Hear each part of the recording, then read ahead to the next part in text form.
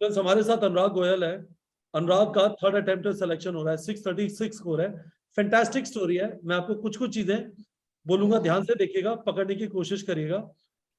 अनुराग का first attempt के अंदर 435 स्कोर था 2020 में। 2021 में था 466 स्कोर और इस बार है 636, पूरे 170 नंबर का जंप।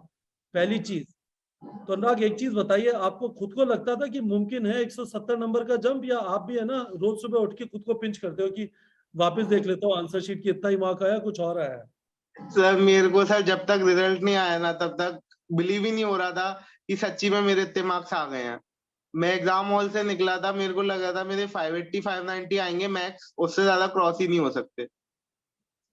जब मैंने घर पे आके सर आंसर की से मार्क्स लगाए थे ना, तो मैंने 2 बार चेक किया था कि मैंने कहीं गलत तो नहीं चेक कर दिया। सही बात है। बहुत बढ़िया। तो एक चीज बताइए, आपके पापा डॉक्टर हैं, आप अफोर्ड कर सकते थे प्राइवेट मेडिकल कॉलेज। तो पिछले साल जब आपके 466 आए, जो कट ऑफ से बहुत दूर है, तो आसपास वालों ने कहा नहीं कि बेटा तुमसे ना होने का, प्राइवेट चले जाओ? सर मेरे फ्रेंड्स ने कहा था, मेरा एक और फ्रेंड था, वो उस साल प्राइवेट में ही गया।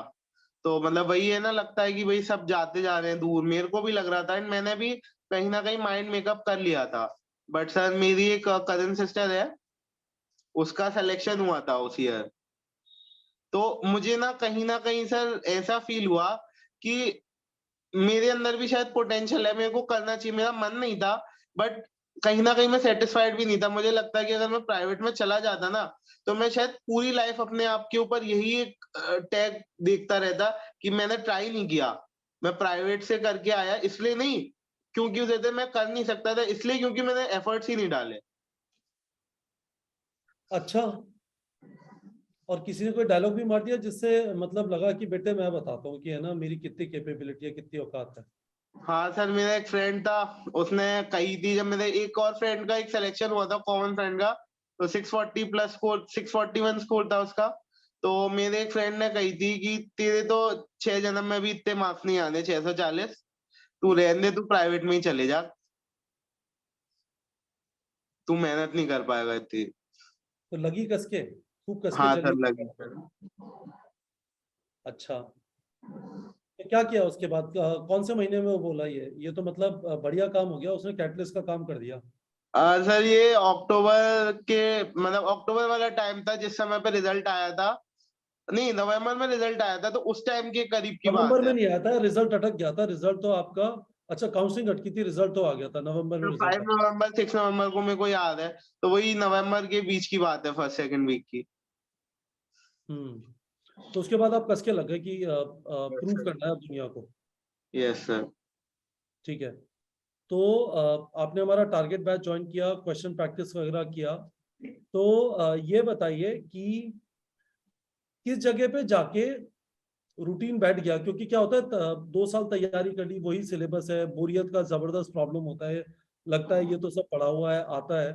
तो यस खुद का रूटीन वगैरह, डेली रूटीन वगैरह, कंसिस्टेंसी आने में कितना टाइम लगा जब आपने तैयारी चालू की उसके बाद? सर, मेरे को सर अराउंड 2 मंथ्स का टाइम आया था, जब मुझे लगता था कि हाँ शायद मैं भी कर सकता हूँ, क्योंकि मैं ऐसा पढ़ाई करने लगा था रेगुलरली, क्वेश्चंस लगाने लगा था, मेरे टेस्ट में भी स्कोर्स कंसिस्टेंटली गुड आ रहे थे।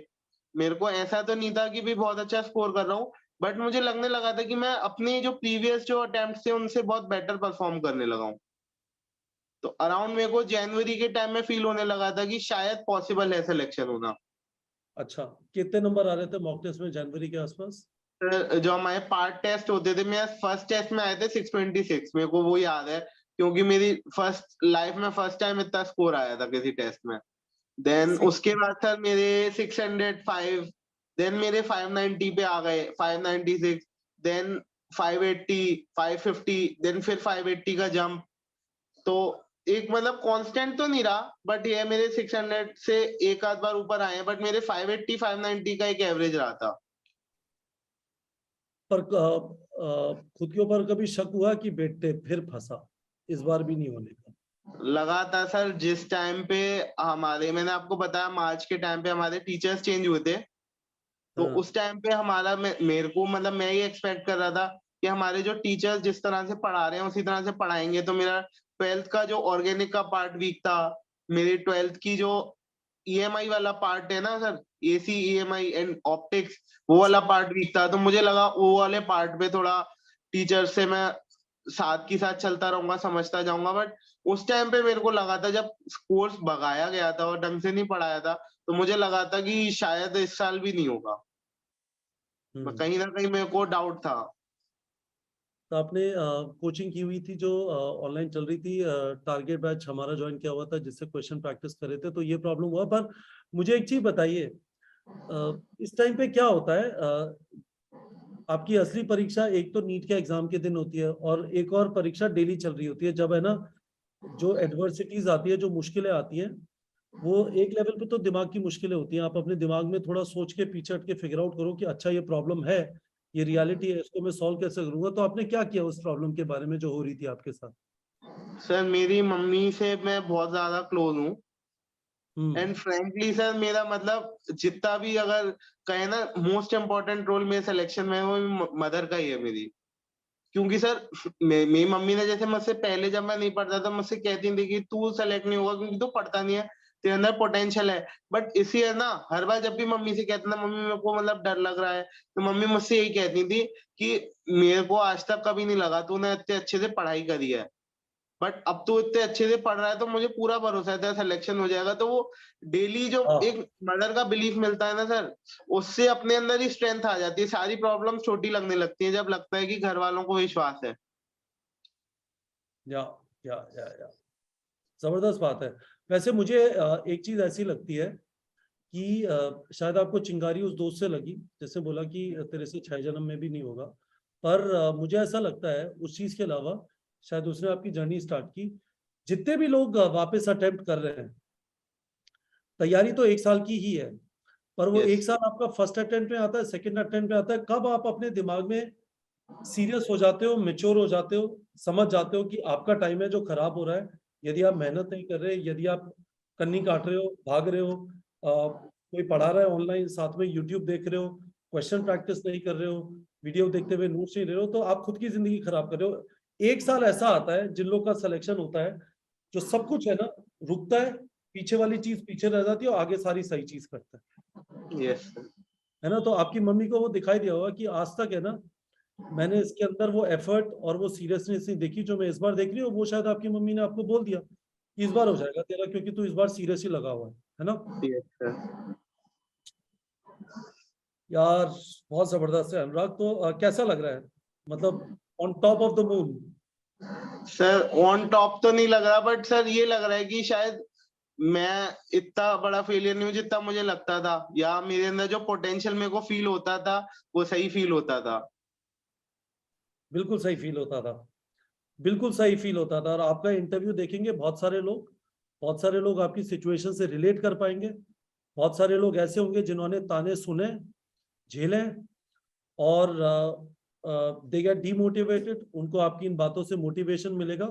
मैं फाइनली आपसे पूछना चाहता हूँ कोई 2 चीजें जो आपके हिसाब से सबसे ज्यादा इंपॉर्टेंट है सिलेक्शन के लिए, तो वो आपके हिसाब से क्या है? सर पहला तो है डिस्ट्रैक्शन से कट ऑफ हो जाओ बिल्कुल। मेरे सर फ्रेंड्स की कॉल आती थी, जैसे फैमिली में घर पे कभी-कभी सर रिलेटिव्स भी विजिट करने आते हैं, फैमिली फ्रेंड्स भी आते हैं।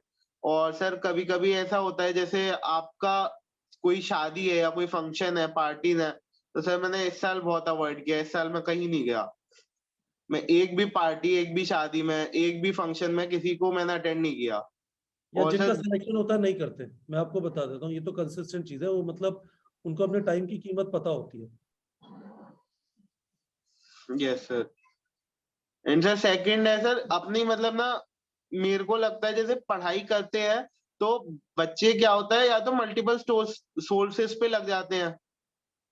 जैसे आप ऑनलाइन प्लेटफॉर्म पे देखो तो आपको बहुत सारे चैनल्स मिलते हैं, तो आप या तो करेक्ट। मल्टीपल सोर्सेस पे लग जाते हैं, या फिर क्या होता है कि आप एक ही सोर्स को ना सब करने की कोशिश करते हैं कि अगर मेरे को समझना है तो यहीं से ही समझना है, नहीं तो ये नहीं समझा पा रहे तो मैं नहीं समझूंगा। तो मैंने अच्छा। वो वाली चीज़ नहीं की। जैसे जैसे मेरे को कोचिंग में नहीं समझ में आया ना कुछ पार्ट, या मुझे लगा कि कोचिंग में टीचर्स उतने अच्छे से एक्सप्लेन नहीं कर रहे, तो मैं उसके वीडियोज़ देखता था लेकिन जो बेसिक प्रिपरेशन थी वो मैंने कोचिंग से ही करी। लेकिन जहाँ पे मुझे लगा कि कुछ कमी रह रही है, वो मैंने ऑनलाइन लेक्चर्स लेके से पूरी करी। बहुत बढ़िया, ठीक है। अनुराग गोयल, कंग्रेचुलेशंस, बहुत बढ़िया, आपकी स्टोरी शानदार है। ये वीडियो उनको भेज देना जिन्होंने बोला था तेरा 6 जन्म में भी नहीं होगा, है ना। और आपको यदि लगता है आपकी दोस्ती टूट जाएगी तो मुझे उनका नंबर शेयर कर देना, मैं व्हाट्सएप पे उन्हें भेज दूंगा कि ये लो भैया 6 जन्म ये रहे आपके, ठीक है। मजा है आपसे बात करके। गाइस आपके सामने अनुराग गोयल है।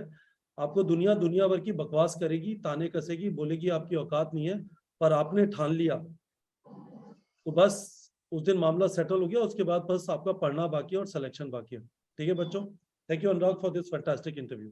Thank you sir.